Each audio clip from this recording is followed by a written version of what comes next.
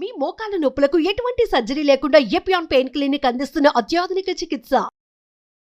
Hello viewers, welcome to Suman TV. So మోకాళ్ళ నొప్పుల గురించి సమస్య పక్కన పెడితే చాలా మందికి కూడా మేము అసలు వాకింగ్ చేయొచ్చా లేదా, అంటే ఏంటంటే ఎక్కువ శాతం అలసిపోతూ ఉన్నాము, పని అంటే వర్క్కి వెళ్ళొస్తాము, బట్ వాకింగ్ అనేది చేస్తూ ఉన్నట్లయితే మోకాళ్ళ నొప్పులు వస్తాయి అని కొంతమందికి డౌట్ ఉంటుంది. లేదు కొంతమంది ఏంటంటే ఓకే మోకాళ్ళ నొప్పులు ఉన్నప్పుడు కొంచెం వాకింగ్ చేస్తే తగ్గుతుందని, ఇలా చాలా సమస్యలతోటి అండ్ చాలా డౌట్స్ తోటి ఉంటాము. సో ఈ రోజు మనతో పాటు ఉన్నారు డాక్టర్ భాను పూర్ణిమ మేడం, ఫిజియోథెరపీ నుంచి. సో మేడంతో మాట్లాడదాం ఈ విషయం గురించి. నమస్తే మేడం. నమస్తే. సో మేడం, వాకింగ్ అనేది ఏంటంటే చాలా వరకు అందరూ అనుకుంటారు నాకు నొప్పి ఉంది కదా చేస్తే తగ్గుతుంది అని. ఇంకొంతమంది ఏంటి నొప్పి ఉన్నా కానీ వాకింగ్ చేయమంటారు, ఇది ఎక్కడ బాధరా బాబు అని అనుకుంటుంటారు. సో దీనికి అసలు మనం వాకింగ్ చేయకుండా ఎక్కడికి కదలకుండా ఇంట్లోనే ఉండి తగ్గించుకోవచ్చా అనే డౌట్స్ కూడా వస్తూ ఉంటాయి. సో ఈ రోజు దీని గురించి ఒక చిన్న ఎక్స్ప్లెనేషన్ మేడం. షూర్ అండి. సో మోకాలు నొప్పులతో బాధపడే వాళ్ళు సాధారణంగా రాగానే ఫస్ట్ క్వశ్చన్, మేము వాకింగ్ చేయొచ్చా లేదా. సో ఆల్రెడీ మాకు మోకాలు అరిగిపోయాయి, మేము నడుస్తూ ఉంటే ఇంకా ఎక్కువ అరిగిపోవా. సో ఇలాంటి సమస్యలతోటి చాలామంది వాకింగ్ చేయడం మానేస్తూ ఉంటారు.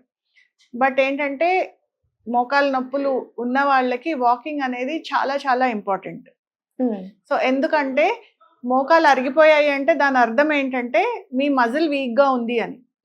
సో ఎప్పుడైతే మీ మజిల్ వీక్ అయ్యిందో రెండు బోన్స్ని దగ్గరగా, అంటే దాని డిస్టెన్స్లో పెట్టి ఉంచేది దానికి కవర్ చేసే మజిల్.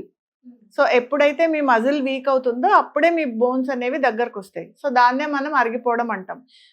సో ఎప్పుడైతే బోన్స్ ఒకదాని మీద రెండు దగ్గరకు వచ్చి ఒకదానికొకటి రుద్దుకుంటాయో మనకి మోకాలు నొప్పులు, మోకాలు అరిగిపోవడము, గుజ్జు తగ్గిపోవడము, ఇవన్నీ టర్మినాలజీ మనం వాడతాం. సో దీనికి అంతటికీ ప్రధాన కారణము దాని చుట్టూరు ఉన్న మజిల్ వీక్గా ఉండటమే. సో ఆ మజిల్ ఎప్పుడైతే మజిల్ అనేది ఎలాస్టిక్ లాంటిది. సో అది ఎప్పుడు పని చేస్తూ ఉండాలి, ఓవర్గా స్ట్రెచ్ అవ్వకూడదు, అలా అని ఖాళీగానే ఉండకూడదు. సో మనం బట్టలకు ఎలాస్టిక్ ఉంటుంది. సో మనం చాలా రోజులు వాడకుండా పెట్టేస్తే మీరు గమనించే ఉండరు, ఎలాస్టిక్ అంతా మొత్తం ఇలా లూజ్ అయిపోతుంది. వాడుతూ ఉన్న ఎలాస్టిక్ మాత్రం ఎక్కువ రోజులు వస్తుంది. అలా ఎక్సెస్ స్ట్రెచ్ చేసినా కూడా పాడైపోతుంది. సేమ్ అదే సిద్ధాంతం మనం మజిల్కి కూడా యూజ్ అవుతుంది. సో మనం ఎప్పుడైతే మజిల్ని ఫుల్గా యూజ్ చేయమో సో మజిల్ స్లోగా వీక్ అవడం మొదలవుతుంది. సో దానివల్లే మనకి మోకాలు నొప్పుల సమస్య, కాళ్ళు అరిగిపోవడం అనే సమస్య అనేది ఎదురవుతుంది. సో ఇలా రాకుండా ఉండడానికి ఒకవేళ మనం ఇన్ని రోజులు ఎలాగో జాగ్రత్త తీసుకోలేదు, ఇప్పుడైనా అట్లీస్ట్ మనకి ఉన్న సమస్య అనేది తెలిసింది అన్నప్పుడు అప్పుడైనా సరే జాగ్రత్త పడి సో మనం మజిల్ని స్ట్రెంగ్తన్ చేసే ప్రయత్నం చేయాలి. సో దానిలో భాగంగానే ఈ వాకింగ్ అనేది ఒక చాలా ఇంపార్టెంట్ ఎక్సర్సైజ్ అన్నమాట. సో కానీ నొప్పి సివియర్గా ఉన్నప్పుడు, అంటే చాలా ఎక్కువ నొప్పి వేస్తోంది, ప్రతి అడుగుకి విపరీతంగా నొప్పి, అలాంటప్పుడు మాత్రం కొంచెం రెస్ట్ ఇవ్వండి అనే చెప్తాం. సో రెస్ట్లో ఉండి కాస్త నొప్పి తగ్గిన తర్వాత వాకింగ్ అనేది కంపల్సరీ, రోజులో కనీసం ఒక 40 నిమిషాలు. సో మోకాలు నొప్పులు ఎక్కువగా ఉన్నప్పుడు ఆర్ లేకపోతే నడుస్తూ ఉంటే నొప్పులు వస్తున్నాయి అన్నప్పుడు కంటిన్యూస్గా, అంటే స్ట్రెయిన్ ఇవ్వకుండా కొంచెం గ్యాప్ ఇచ్చి, సే ఫర్ ఎగ్జాంపుల్ 20 నిమిషాలు 40 మినిట్స్ అనుకున్నాం కదా, దాన్ని బ్రేక్స్లో సో ఒక 10 మినిట్స్ నడిచి ఒక 2 నిమిషాలు బ్రేక్ ఇచ్చి మళ్ళీ ఇంకొక 10 మినిట్స్ నడవడము, మార్నింగ్ ఉదయము సాయంత్రము ఇలా డివైడ్ చేసుకోవడము. సో అలా చేసుకొని మనకి ఇబ్బంది లేకుండా మన రోజువారీ 40 నిమిషాలు అనేది ఫినిష్ చేసుకుంటే మనము ఇబ్బంది లేకుండా దాన్ని మెయింటైన్ చేయొచ్చు. సో ఖచ్చితంగా వాకింగ్ అనేది మానకుండా ఖచ్చితంగా చేసుకోవాలి. ఓకే, అది మార్నింగ్ టైం అంటారా, ఈవినింగ్ టైం అంటారా, లేదా ఆఫ్టర్నూన్, ఇలా కూడా ఆలోచిస్తుంటారు. వాకింగ్ అన్నారు కదా, ఇది ఏ టైంలో అన్నా చేయొచ్చా అనే క్వశ్చన్ వస్తుంది మేడం. సో దీనికి ఏమంటారు? సో వాకింగ్ అనేది ప్రిఫరబుల్లీ మార్నింగ్ టైం, అంటే ఉదయం ఎప్పుడైతే సన్లైట్ మనకి 6 గంటల నుంచి 7-7:30 వరకు మనకి డి విటమిన్, మన శరీరము సూర్యరశ్మి నుంచి డి విటమిన్ అనేది తయారు చేసుకుంటుంది. సో మన శరీరానికి డైరెక్ట్గా సూర్యకిరణాలు తగిలేటట్టు పెట్టుకుంటే అది చాలా ఐడియల్ టైమింగ్.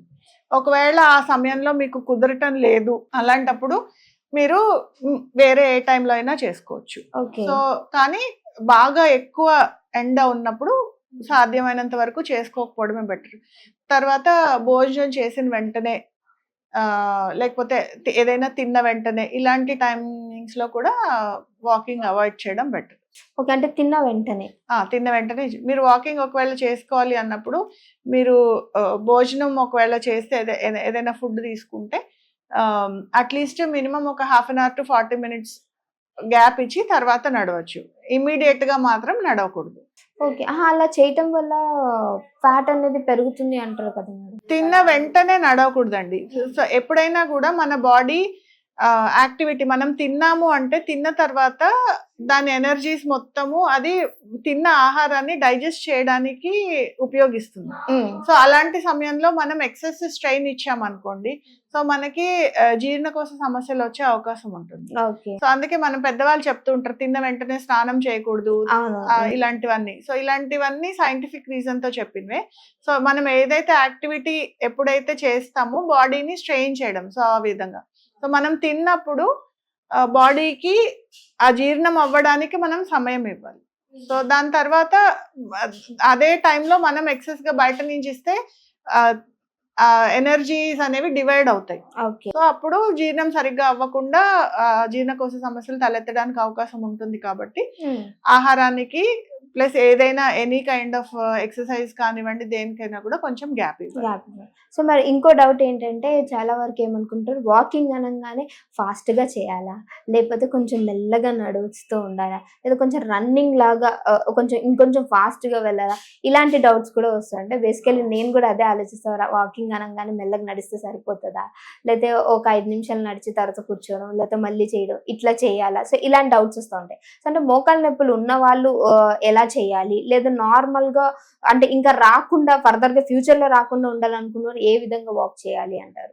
సో వాకింగ్ చేసేటప్పుడు మనము ఎంత డిస్టెన్స్ లో అడుగేస్తాము అన్న దాన్ని బట్టి మీకు మొత్తం మన డైనమిక్స్ అంతా బేస్ అయి ఉంటుంది.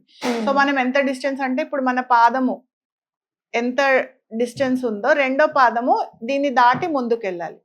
సో ఇదే డిస్టెన్స్ స్పేసింగ్ మెయింటైన్ చేస్తావు నడవడం అనేది చాలా బెస్ట్ ప్రాక్టీస్ అన్నమాట.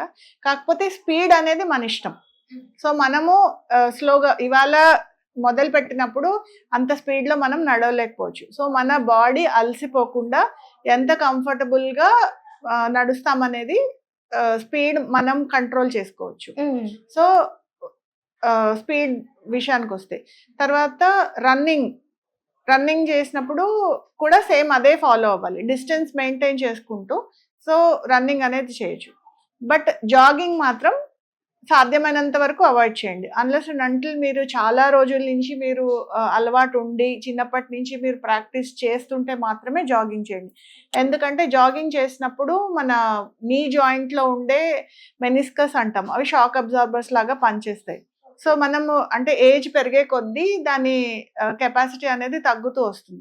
సో సడన్ గా మనం జాగింగ్ అనేది మొదలు పెట్టామంటే సో ఆ షాక్ అబ్జార్బింగ్ కెపాసిటీ అనేది డిప్లీట్ అయ్యి ఇంటర్నల్ గా డ్యామేజ్ జరిగే అవకాశం ఉంటుంది. సో అందుకని జాగింగ్ అనేది అవాయిడ్ చేయండి.